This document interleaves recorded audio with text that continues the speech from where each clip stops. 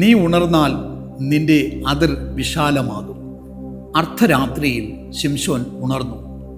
അവൻ ഗസയ്ക്കരികിൽ ഇസ്രായേൽ മക്കളുടെ അവകാശത്തിലേക്ക് അവർ പ്രവേശിക്കാതിരിപ്പാൻ ഒരു ഇരുമ്പ് ഗേറ്റ് അവിടെ സ്ഥാപിച്ചു.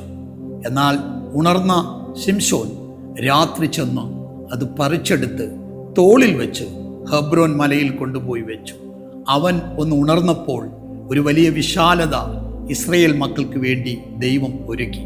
എൻ്റെ സഹോദരങ്ങളെ, ഈ ദിവസങ്ങൾ ഉണരുക, മടുത്തുപോകാതെ പ്രാർത്ഥനയിൽ നിങ്ങൾ ഉറ്റിരിക്കുക.